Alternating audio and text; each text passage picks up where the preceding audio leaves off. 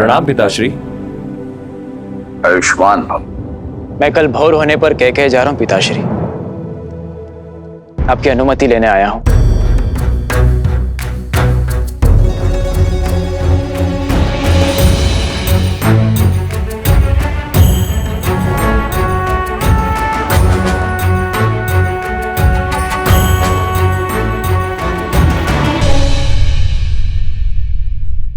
और शत्रुघ्न,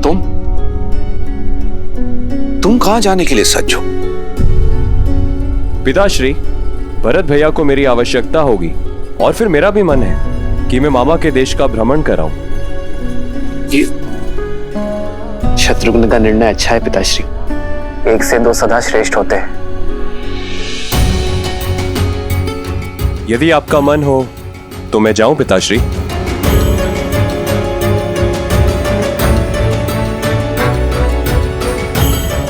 चिंता ना करें पिताश्री, मैं हूं ना आपके पास।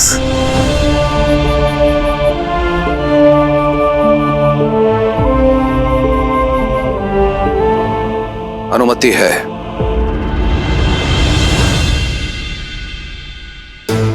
तुमने 2 अंधों के जीवन का सहारा छीना है। तुम भी अपनी आंखों के तारे से दूर हो जाओगे।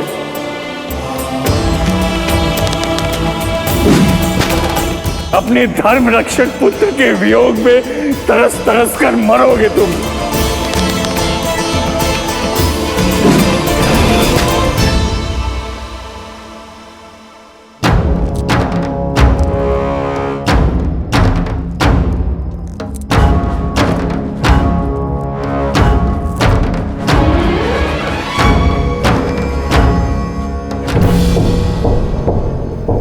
प्रणिपात ऋषिवर।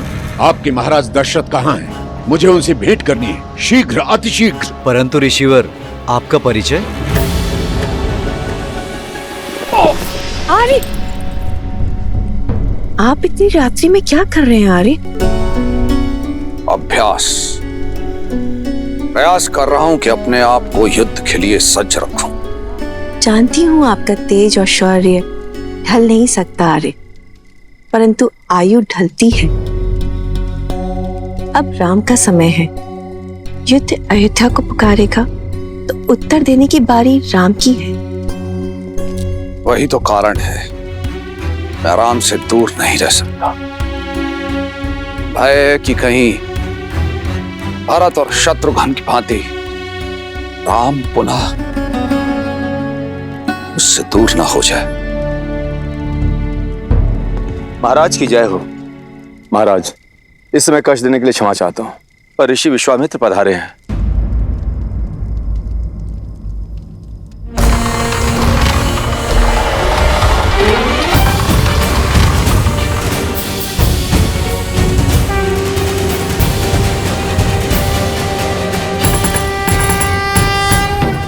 अयोध्या की भूमि पर आपके चरण पड़े, अयोध्या धन्य हुई।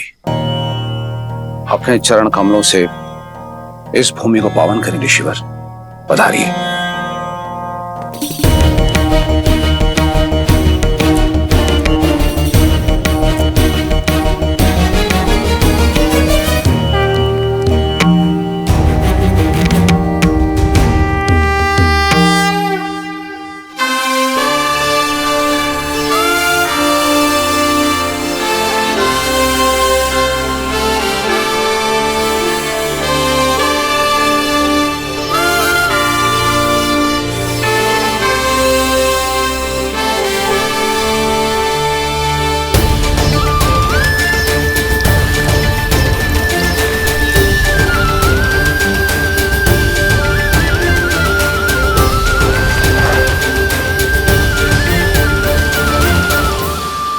ऋषिवर, मेरा पुत्र अभी अभी शिक्षा प्राप्त करके लौटा है, इसे आशीर्वाद दें। राजन, किसी भी व्यक्ति को आशीर्वाद देने से पूर्व उस व्यक्ति की पात्रता की जांच की जाती है, और फिर मैं यहां देने नहीं, लेने आया हूं। आज्ञा ऋषिवर। मारीच और सुबाहु दो राक्षस हैं जो निरंतर मेरे यज्ञ में बाधा डालते रहते हैं। मृत पशुओं का रक्त और उनका मांस डालकर उसे अपवित्र करते रहते हैं। ऐसा नहीं है राजन कि मैं उनका संहार नहीं कर सकता, परंतु ब्रह्मर्षि होने के बाद मैंने शस्त्र त्याग दिए हैं, इसलिए सुमंत, हम इसी क्षण ब्रह्म ऋषि के आश्रम की ओर प्रस्थान करेंगे। उन दोनों दंड राक्षसों का मैं स्वयं संहार करूंगा। ऋषिवर, ये मेरा वचन है, आपकी मांग अवश्य पूर्ण होगी। इस तुच्छ कार्य के लिए स्वयं अयोध्यापति वहां जाएं, ये तो उचित नहीं लग रहा है। मुझे न तो आपकी आवश्यकता है और ना ही आपकी सेना की।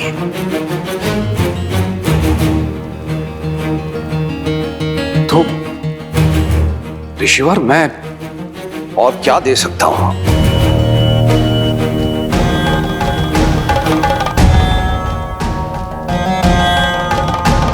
राम राम राम।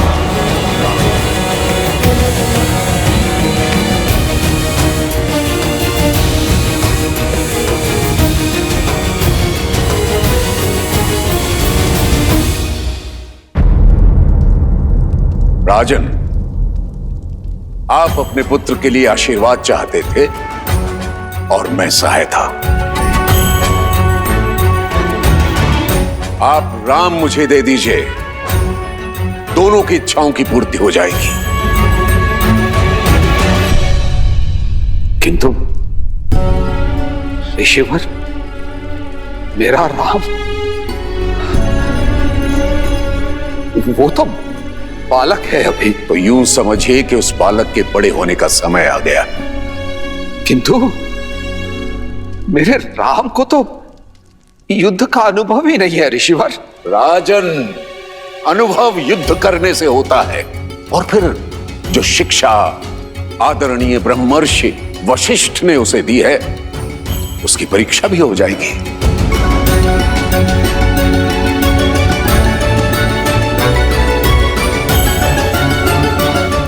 तो ऋषिवर, मैं राम को अपनी सेना में सम्मिलित कर लेता हूं, ये तो ठीक रहेगा ना? राजन, क्या मैंने अपनी बात स्पष्ट नहीं की? मुझे आप नहीं, राम चाहिए।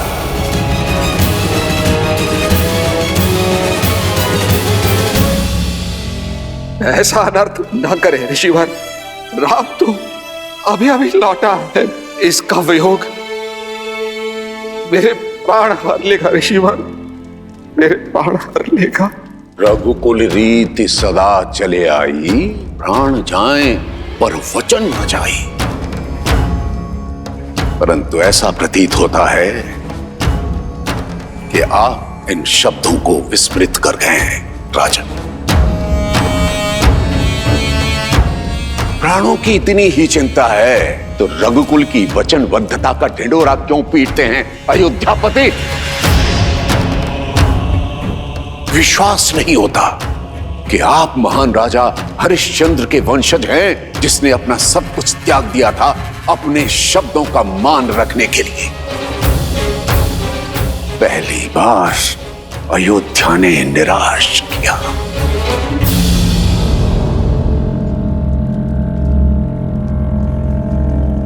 महाराज दशरथ, आप तो अपनी रानियों और राजकुमारों के साथ सुखमय जीवन व्यतीत कीजिए, मेरा क्या है? मैं तो सहायता के लिए किसी दूसरे द्वार को खटखटा लूंगा, परंतु आज के बाद कभी मत कहिएगा प्राण जाए पर वचन न जाए। ऋषिवर, ठहरिए ब्रह्मर्षि।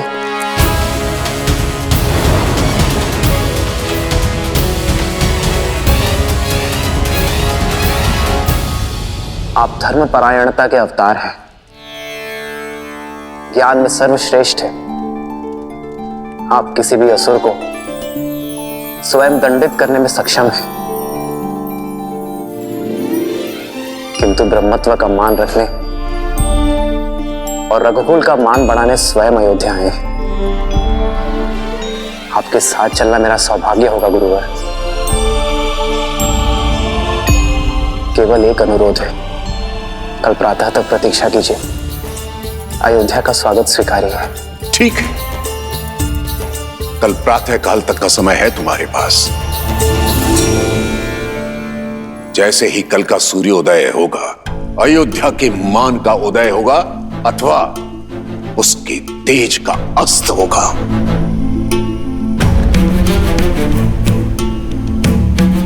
आचार्य। पिताश्री, पिताश्री।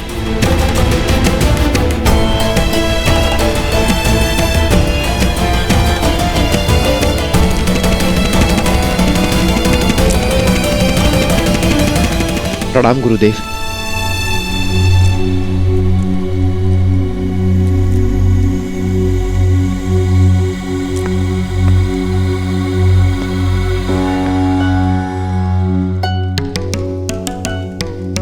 आपके यहां आने का कारण केवल यज्ञ की रक्षा करना नहीं था। इतना तो मैं समझ गया हूं ब्रह्मर्षि विश्वामित्र, आप राम को परखते आए हैं। ब्रह्मर्षि, क्या आपको इतना भी अनुभव नहीं कि राम स्वयं नारायण है?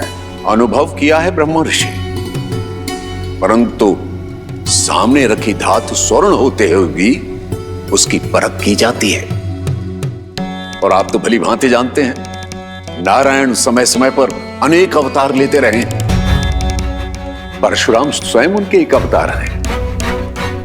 हर अवतार का एक उद्देश्य होता है, जैसे इस अवतार का उद्देश्य मर्यादा की स्थापना है। परंतु रावण के अंत के लिए राम की पात्रता को जांचना मेरा कर्म है, और यदि वे नारायण के पूर्णावतार हैं तो उन्हें उनकी यात्रा के लिए मार्ग प्रशस्त करना मेरा कर्म है। आप क्रोधित हो गए? ब्रह्मर्षि, मैं आपसे क्रोधित नहीं हूं, मैं उस विघ्न से क्रोधित हूं जो राजा दशरथ ने खड़ा किया था।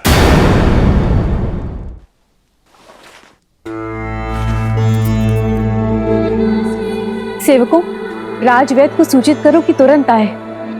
पिताश्री।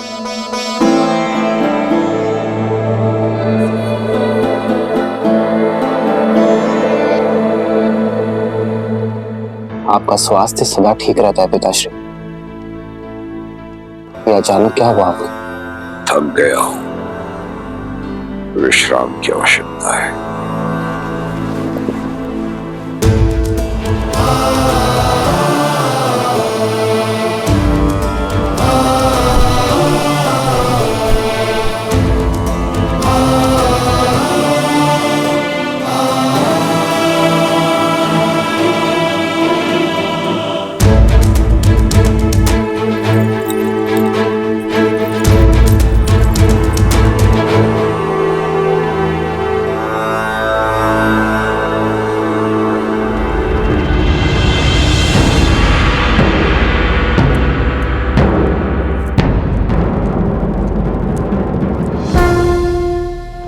प्रणाम आचार्य। महाराज दशरथ की ठीक नहीं है आचार्य, कोई कुंठा है उनके मन में। तुम्हें क्या प्रतीत होता है? ऐसा क्या है? यही प्रश्न मुझे आपसे करना है आचार्य। पिताश्री का ऐसा व्यवहार मैंने कभी नहीं देखा। एक ऋषि को उसकी मनचाही सहायता देने में इतना संकोच क्यों? मैंने पहले भी कई बार अनुभव किया है आचार्य। पिताश्री हम लोगों से दूर होने की बात से ही सिहर जाते हैं। जो व्यक्ति देवासुर संग्राम से नहीं डरा, वो अचानक दो राक्षसों से अपने पुत्र के सामने की बात को लेकर भयभीत क्यों है? आपने तो उन्हें बालपन से पाला है, उन्हें शिक्षित किया है। मेरी माताओं से अधिक आपने उन्हें निकट से देखा है। एक पुत्र होने के नाते मेरा यह कर्तव्य है आचार्य कि मैं अपने पिताश्री के मन के भय को दूर कर सकूं। बोलिए आचार्य, उनके भय का कारण क्या है? भय के बिना प्रेम निभता नहीं है, पर प्रेम ही सबसे बड़े भय का कारण है। उनका भय तुम हो राम, तुमसे बिछड़ने का भय है जो तुम्हारे पिता को दुर्बल बना देता है। उन्हें मोह है राम अपनी संतान से, विशेषकर तुमसे राम। आप तो आचार्य हैं, उनके पिता समान, उनके गुरु भी आप ही हैं, तो क्या आप उन्हें इस व्यथा से दूर नहीं कर सकते? कई बार रोग का कारण ही उसकी औषधि होता है राम। दशरथ का रोग भी तुम हो और निदान भी भय की काट विश्वास होता है राम। अब देखना है कि राम अपने पिता को वो विश्वास दिला पाता है या नहीं। प्रश्न दशरथ के धर्म का नहीं, राम के कर्म पर है।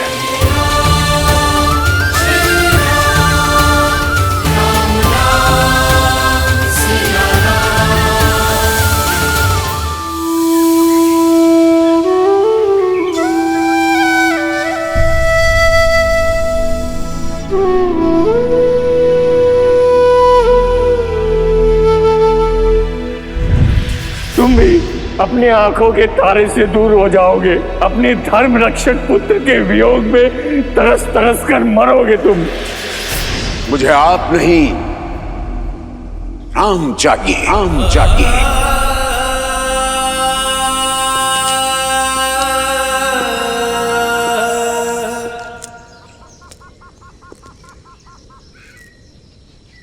राम,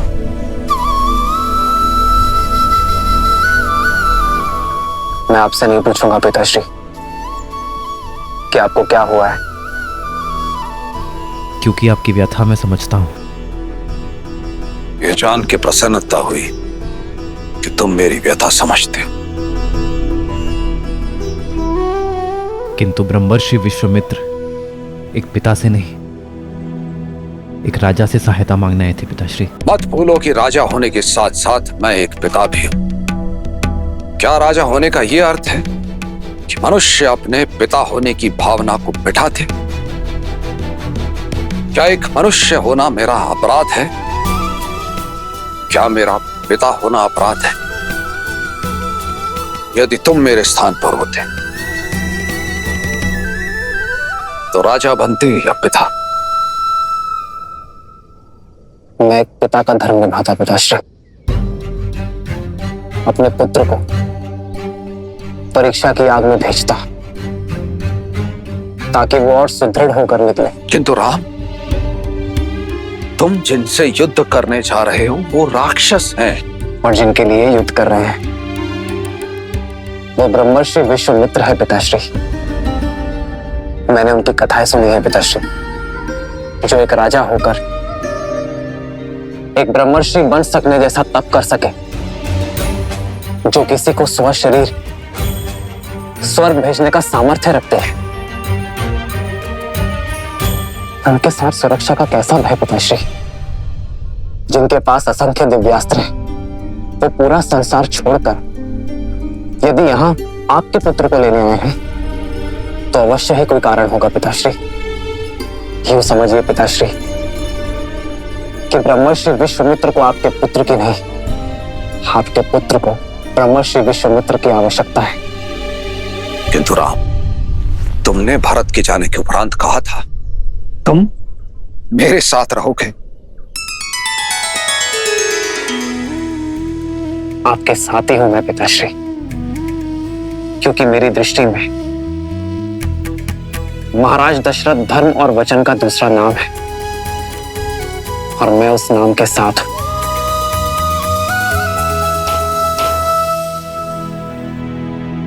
आप एक पुत्र क्यों चाहते थे पिताश्री? ताकि अयोध्या को उसका उत्तराधिकारी दे सकूं, अपने पूर्वजों को तर्पण अर्पित करने वाला दे सकूं। तो यदि आज आपने मुझे ब्रह्मर्षि विश्वामित्र के साथ जाने से रोका, रघुकुल का वचन तोड़ा, तो क्या मैं अयोध्या का राज्य संभालने योग्य कहलाऊंगा पिताश्री? अपने पूर्वजों का मान घटाने के बाद, संसार में उनकी श्रद्धा घटने के बाद,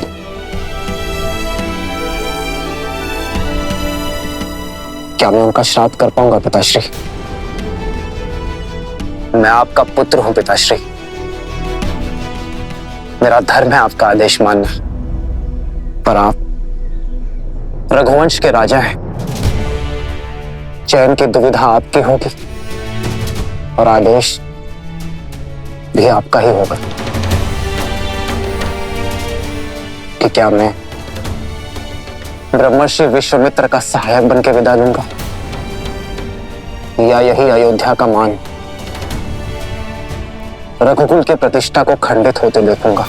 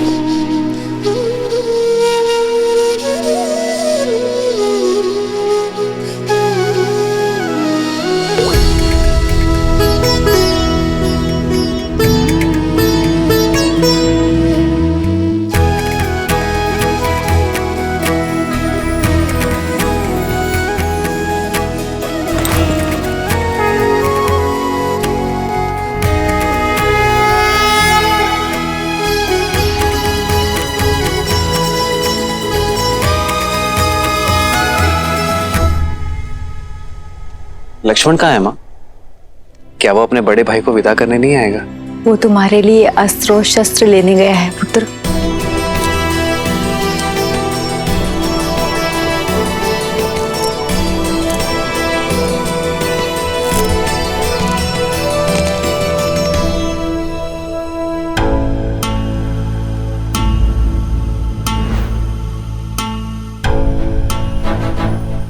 ये क्या है लक्ष्मण? ये दो धनुष? अब दो योद्धा एक धनुष से कैसे लड़ेंगे भैया? दो? केवल मैं जा रहा हूं लक्ष्मण। क्यों भैया? आप पिताश्री के वचन का मान रखें और मैं अपनी माता सुमित्रा के उस वचन को भंग कर दूं कि मैं सदा आपकी परछाई बनकर रहूंगा।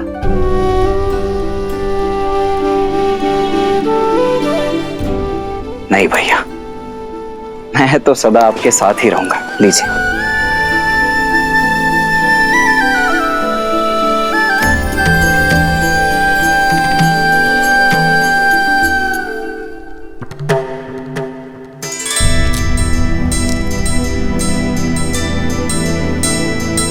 क्षमा करें गुरुदेव, मुझे ज्ञात है कि आपने पिताश्री से केवल भैया राम को ही मांगा है, किंतु मैं सबको बता दूं कि मेरे भैया राम और मैं, उनका अनुज लक्ष्मण एक दूसरे से भिन्न नहीं है। वो देह हैं तो मैं उनकी आत्मा हूं।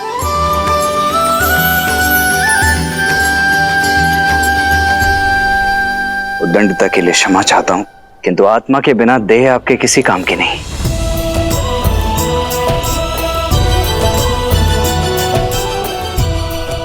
आशा है आप और पिताश्री मुझे भैया राम के साथ जाने की अनुमति अवश्य प्रदान करेंगे।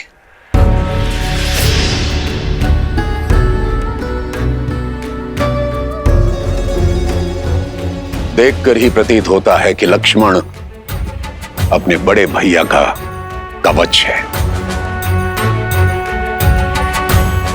राम तो युद्ध के लिए मेरे साथ जा रहा है, परंतु उसका कवच उसके साथ जाएगा अथवा नहीं, ये निर्णय और ये चयन दोनों ही मात्र आपके होंगे।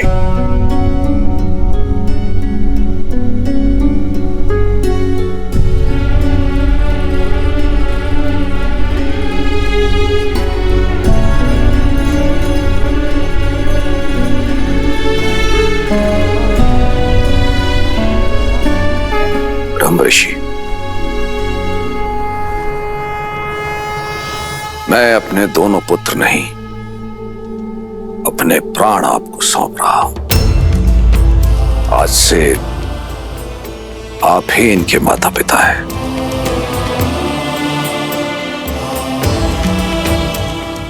महाराज, आप अपने नेत्र मुझे दे रहे हैं। ये नेत्र अब जो मार्ग प्रशस्त करेंगे वो मात्र इनके लिए नहीं, अपितु सारे संसार का दृष्टिकोण बदल देगा।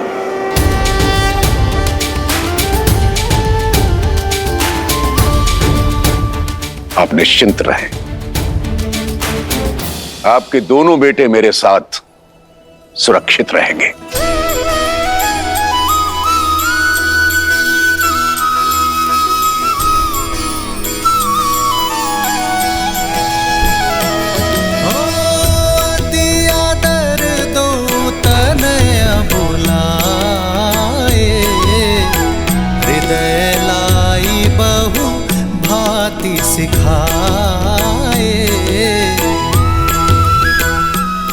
पिताश्री का ध्यान रखना मां। प्राणनाथ सुत दो, तुम मुनि पिता आन नहीं को।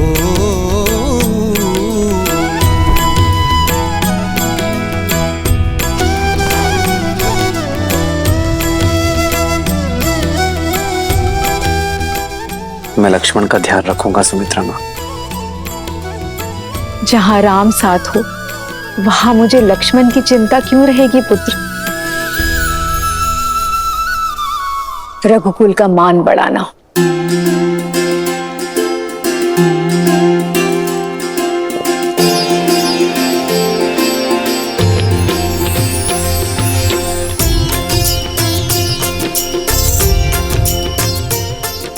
जय बाबा।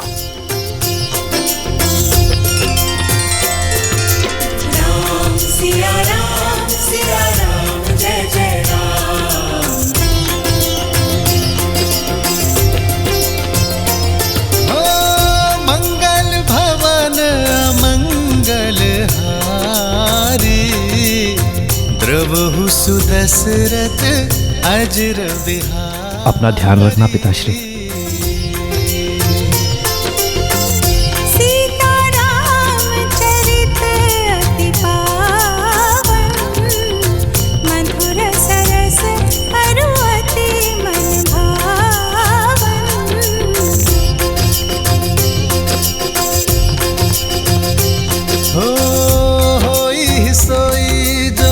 राम रचिरा को करी तरक बढ़ावे साखा।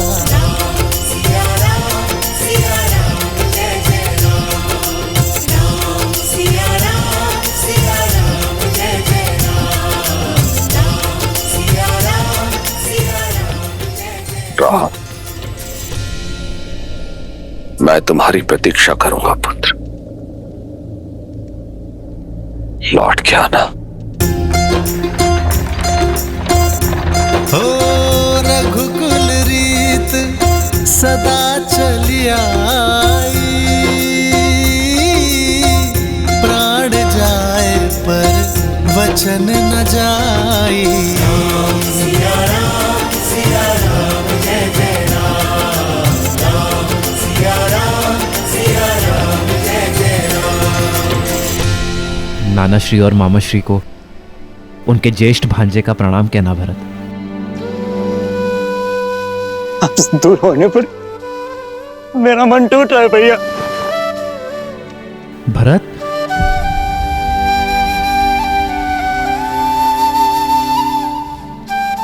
शांत हो जाओ भरत। भरत, मेरा मन गर्वित है भरत। मेरा छोटा भाई पहली बार कोई उत्तरदायित्व मेरे बिना उठाने जा रहा है। शत्रुघ्न, जी भैया। अपना और भरत का ध्यान रखना। प्रस्थान करो भरत। लक्ष्मण,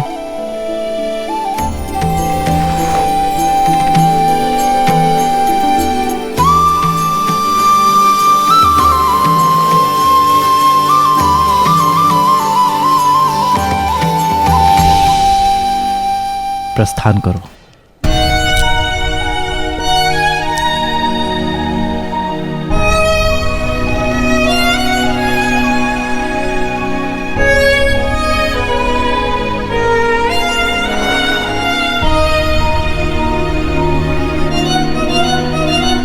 भैया, ऋषि विश्वामित्र के साथ जाने के लिए परिवार से विदा लेते समय तो आपने तनिक भर का भी विचार नहीं किया, किंतु भरत भैया और शत्रुघ्न से विदा लेते समय आपकी दृष्टि उनसे हट ही नहीं रही। कर्तव्य के पथ पर विदाई भी सुख देती है लक्ष्मण।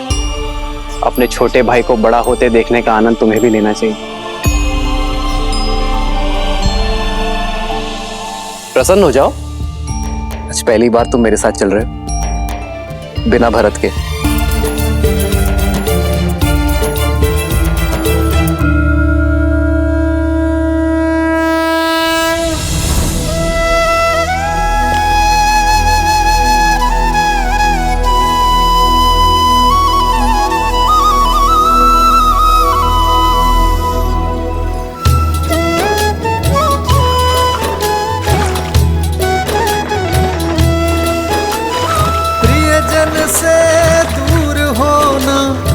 भारी मन का द्वंद पर बिछड़ न कर्तव्य के लिए एक वीर का आनंद।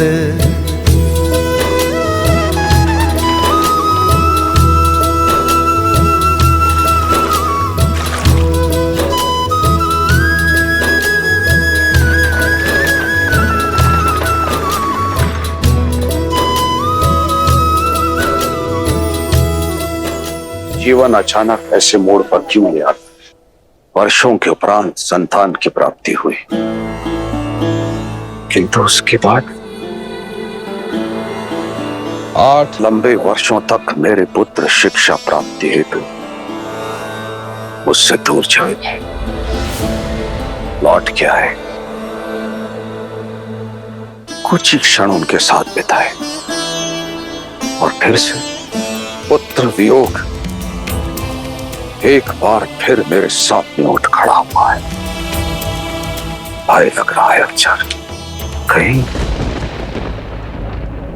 श्रवण कुमार के पिता का श्राप अपने लक्ष्य की ओर तो नहीं बढ़ रहा। समस्या ये नहीं कि तुम्हारी मृत्यु श्राप से होगी, समस्या ये है कि तुम हर क्षण श्राप में जी रहे हो। क्यों भूल जाते हो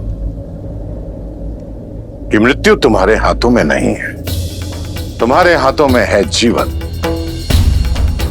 तो जितना समय है अपने पुत्रों के साथ बिताओ और जियो, ताकि अपने पुत्रों के साथ समय ना बिताने का खेद ना रह जाए। जीवन कब समाप्त होगा इस डर से जीना छोड़ नहीं देते हैं पुत्र।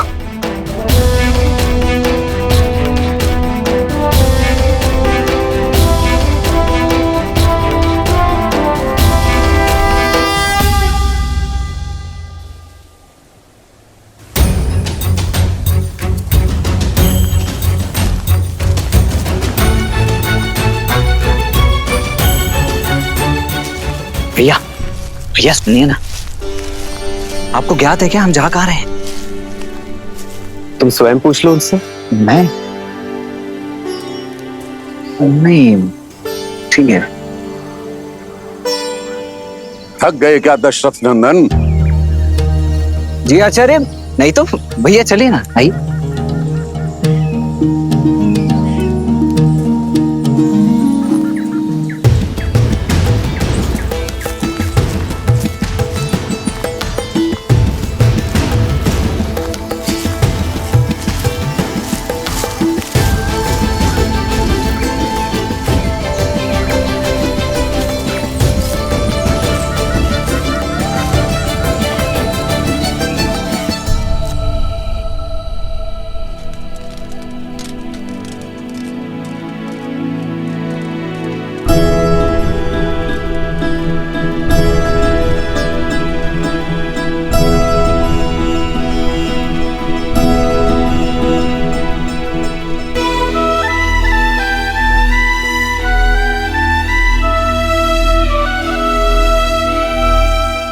भैया, पूरे दिन भर तो हम चलते रहते हैं और रात्रि को पहरा देने के लिए जागते रहते हैं।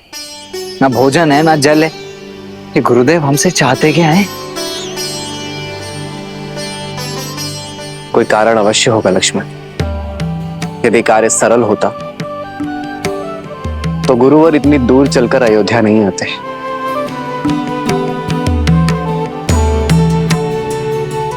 कठिन कार्य का मार्ग कठिन ही होता है। धीरज रखो। जी भाई।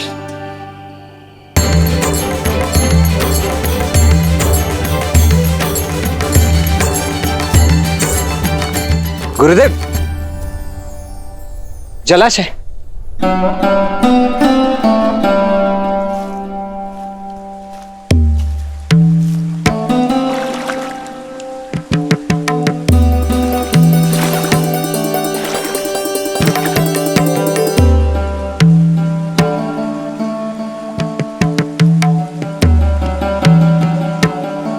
जल पीने योग्य है।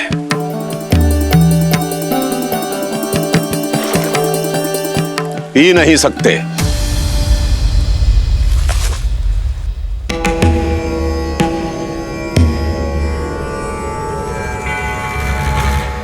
क्षमा कीजिए गुरुदेव, किंतु कारण क्या ये कोई परीक्षा है? परीक्षा और परिस्थिति बताकर नहीं आते लक्ष्मण। मैं तुम दोनों को जिस कार्य के लिए लेकर आया हूं वो कार्य बड़ा ही दुष्कर है। देखना चाहता हूं कि तुम इस कार्य को सिद्ध करने में सक्षम हो अथवा नहीं। असुरों के साथ युद्ध कई दिनों तक चल सकता है।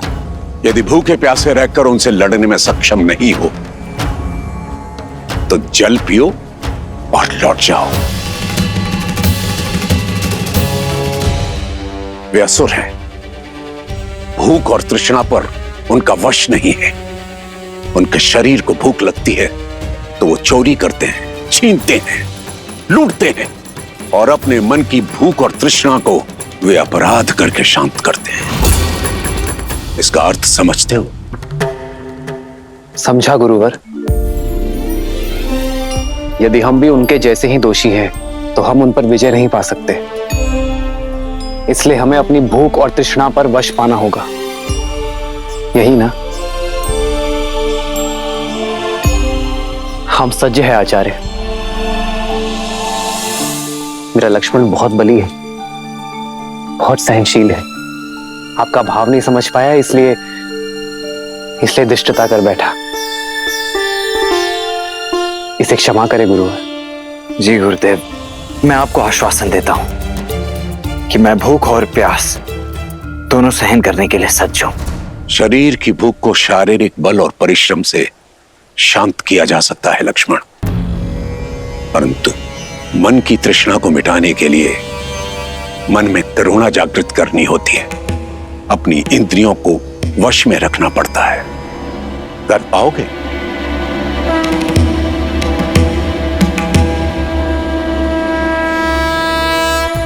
तो फिर चलते हैं।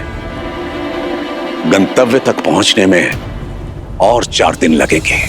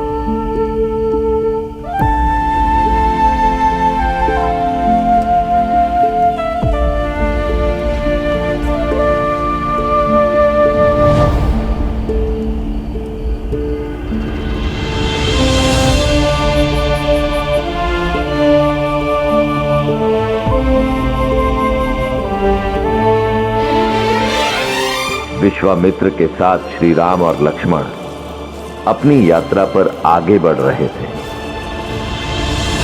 और मिथिला में समय सीता के स्वयंवर की ओर बढ़ रहा था। विश्वास नहीं होता, सीता दीदी के स्वयंवर के निमंत्रण पत्र जा रहे हैं।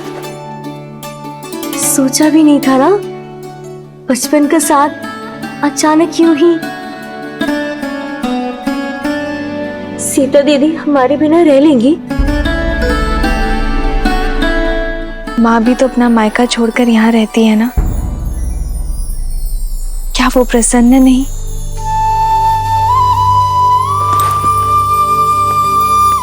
सीता दीदी चौपड़ खेले इस समय? जितना समय यहाँ पर हो खेल लो ना दीदी। जब ससुराल चले जाओगी तो हम तीन कैसे खेलेंगे?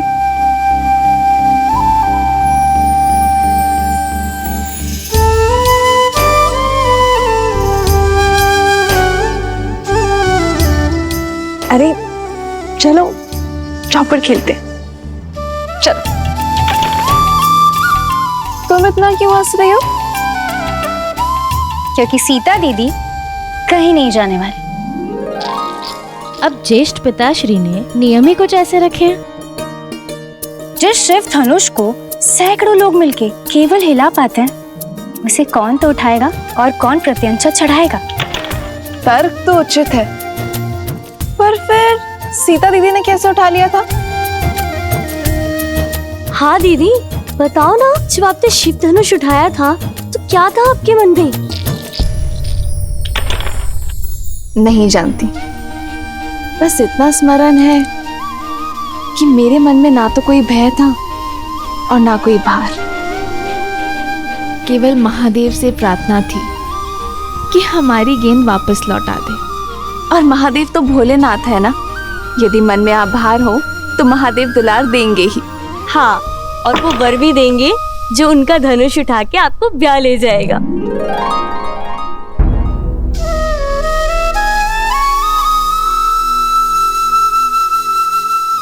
वैसे संपूर्ण भारत से राजकुमार आने वाले हैं, तो तुम तीनों भी सोच लो कि तुम्हें कैसा वर चाहिए। क्या पता मेरे साथ साथ तुम्हारी खोज की भी अंत हो जाए। कितना अच्छा होगा ना यदि ऐसा हो तो। जैसे हम चारों बहनें आज जीवन यहाँ रही हैं, वैसे ही हम चारों का विवाह एक साथ हो, एक ही घर में। हाँ, तब तो हम प्रतिदिन चौपड़ खेलेंगे। हाँ, इससे उत्तम तो और कुछ हो ही नहीं सकता। लो, मैं तो सच में जीत गई। कितना शुभ संकेत है ना। यदि महादेव ने चाहा तो हम चारों बहनें आनंद से ऐसे ही एक ही घर में रहेंगी। कितना शुभ मन है ना सीता का। हर एक के मन में आशा जगा देती है। ऐसी गुणवान स्त्री को तो श्री राम ही मिलेंगे ना। यही तो भाग्य अपना खेल खेलता है देवी। ऐसा हो ये आवश्यक नहीं, क्योंकि एक और कन्या भी थी जिसकी सोच देवी सीता जैसी ही पवित्र थी, अत्यंत गुणी भी थी, परंतु उसके प्रारब्ध में कुछ और ही लिखा था। कौन? महान शिल्पकार मयासुर की पुत्री मंदोदरी।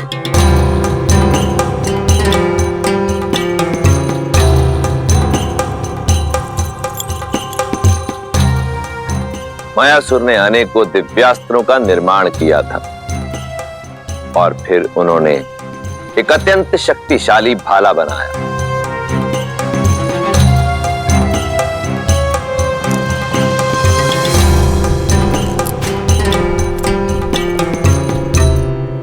बड़ा तेजवान और दृढ़ भाला बनाया है पिताश्री।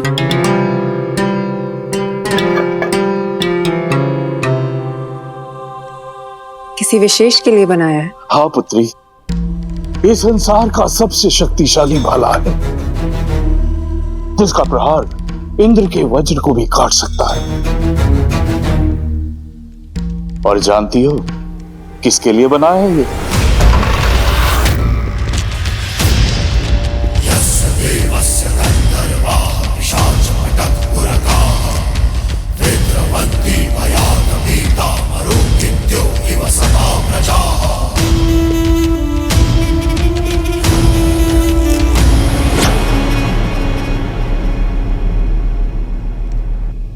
तुम?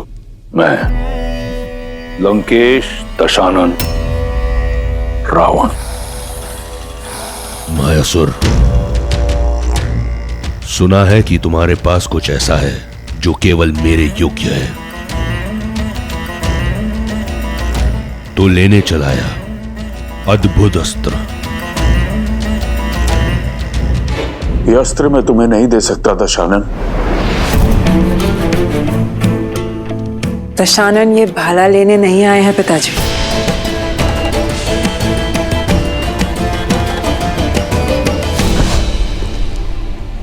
अद्भुत, जैसा सुना वैसा पाया।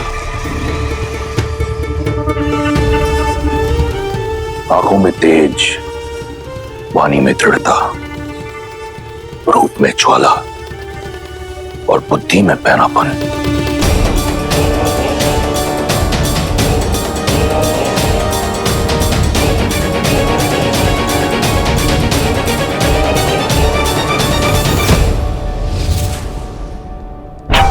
तुम ही मुझे वो पुत्र दे सकती हो जो मेरा अधूरा स्वप्न पूरा करेगा, इंद्रासन पाने का। नहीं, मेरी पुत्री का हाथ मैं तुम जैसे आतताई के हाथ में नहीं दे सकता। वीर भोग्य वसुंधरा मायासुर, जिसके पास बल है उसी का आज उसी का कल है, और दशों दिशाओं में दशानन से अधिक बली कोई नहीं। एक वृक्ष शिल्पकार के कंठ पर भाला रखकर धमकाना, ये कहां का बल है दशानन?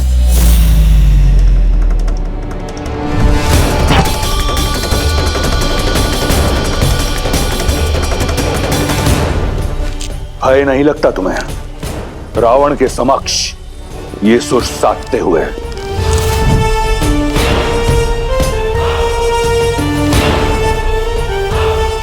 कदाचित तुमने मेरे बारे में सुना नहीं। सुना है ना कि आप दूसरों से उनकी संपत्ति छीन लेते हैं, विवशों से प्राण और स्त्रियों से उनका सम्मान छीन लेते हैं। सब सुना है मैंने। सावधान मंदोदरी, स्त्री की लाज भंग करने का पाप आप कई बार कर चुके हैं।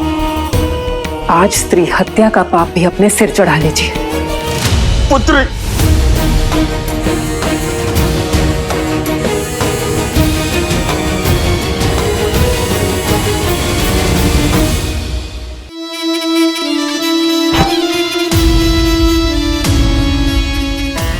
प्राण नहीं लूंगा तुम्हारे। सुंदर स्त्रियों के प्राण नहीं लेते, उनके लिए प्राण न्यौछावर किए जाते हैं। मायासुर, तुम्हारी पुत्री मेरी हुई, और ये भाला मैं भेंट स्वरूप स्वीकार करता हूं। शस्त्र छीना जा सकता है दशानन, पर साथ मांगा जाता है। समान नहीं हूं मैं, सम्मान से एक सज्जन बनकर मेरे पिताश्री से मेरा हाथ मांगी है।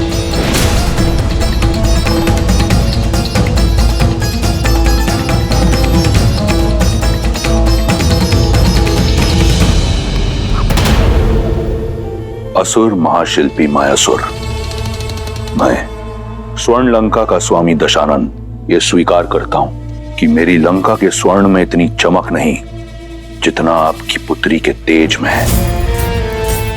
आपकी पुत्री रक्ष महारानी बनने के योग्य है। मैं आपसे आपकी पुत्री मंदोदरी का हाथ मांगता हूं। क्या आपको और आपकी निर्भीक पुत्री को यह संबंध स्वीकार है? मैं अपना उत्तर अपने पिताश्री को बताऊंगी, एकांत में।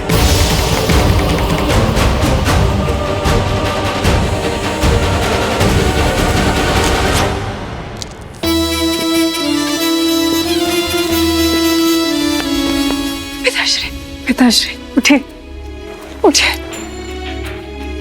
पिताश्री। पुत्री,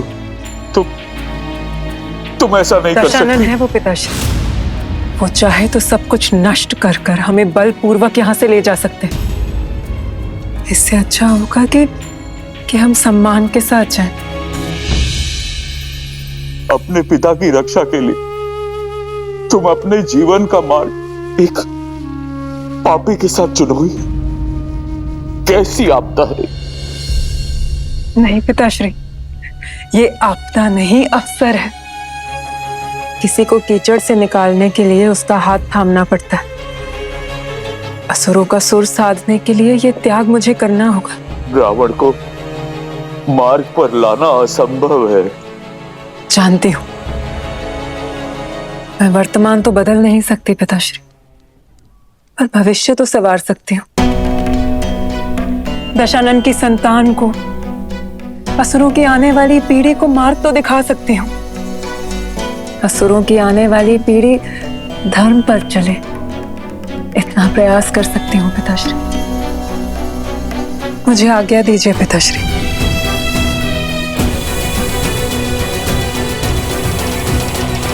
रावण और मंदोदरी का विवाह हुआ, जहां एक और मंदोदरी ने अपनी आहुति दी असुरों के भविष्य के लिए, वहीं दूसरी ओर रावण एक शक्तिशाली शस्त्र पाना चाहता था। रावण को पूर्ण विश्वास था कि उसके तेज और मंदोदरी की पवित्रता का संगम उसे एक बलशाली पुत्र देगा, जो उस इंद्रासन को जीत सकेगा जिसे पाने में उसका भाई कुंभकर्ण चूक गया था। कोई भी ग्रह अपने उचित स्थान पर नहीं, परंतु मेरा पुत्र अजयी और अमर होगा। जो मैं तप से ना पा सका, मेरा पुत्र भाग्य से पाएगा। जो भी ग्रह नक्षत्र की स्थिति प्रतिकूल है, उन्हें अनुकूल होना होगा।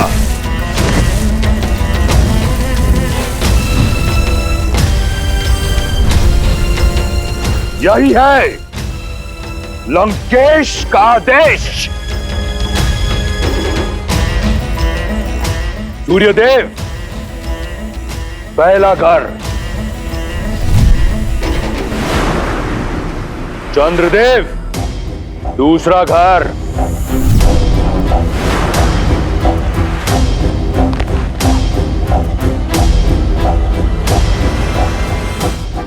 रावण ने अपने बल और भय के प्रताप से सभी ग्रहों को अपने पुत्र की कुंडली में अनुकूल परिस्थिति में आने के लिए विवश कर दिया। शनिदेव सातवां घर,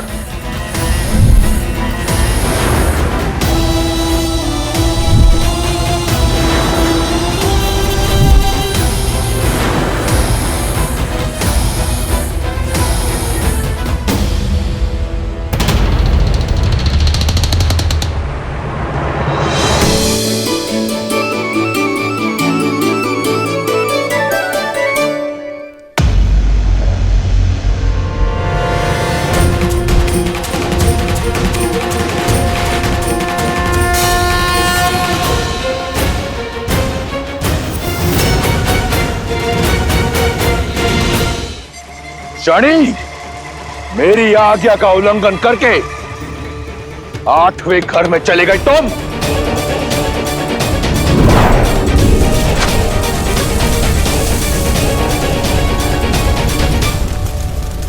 तुम अपने बल से, अपनी हट से नियति के लेख को नहीं बदल सकते रावण। तुम्हारे पुत्र की कुंडली पर और तुम पर मेरी दृष्टि पड़ चुकी है रावण। मूर्ख, कदाचित अपनी कुंडली जांच कर नहीं आए तुम आज।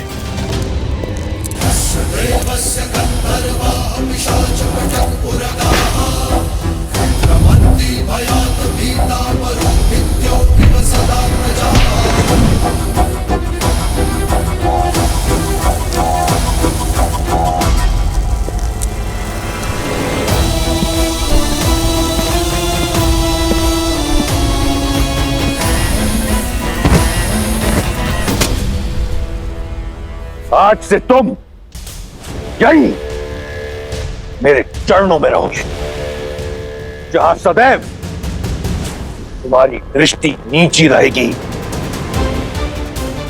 ताकि दृष्टि उठाकर ना तुम लंका देख सको और ना लंका पति का पुत्र।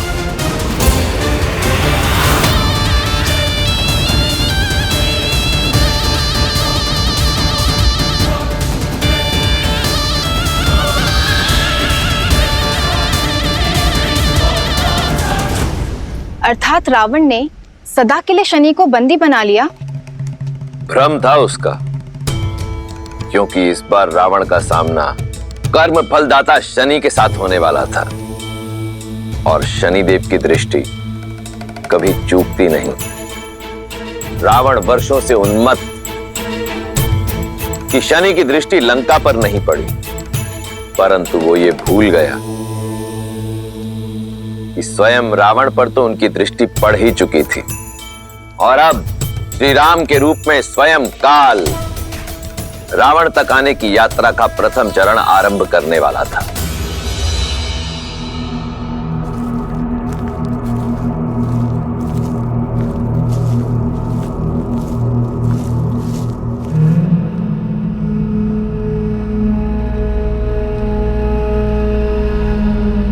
बड़ा ही भयावह वन है ये।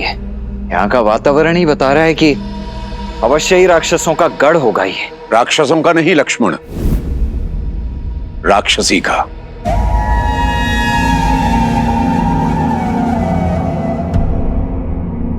मैं तुम्हें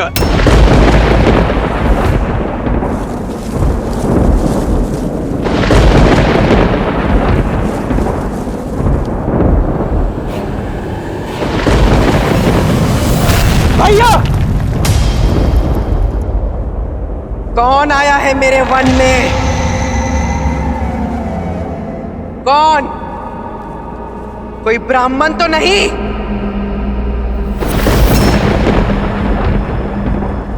ब्राह्मण? मैंने चेतावनी दी थी कि मेरे वन में ऋषियों का आना मना है।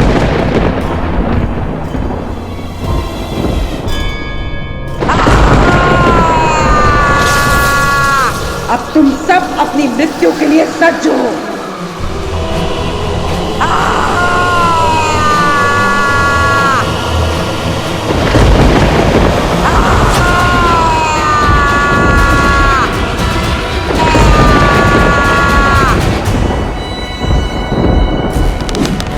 भैया, प्रहार की आज्ञा दीजिए।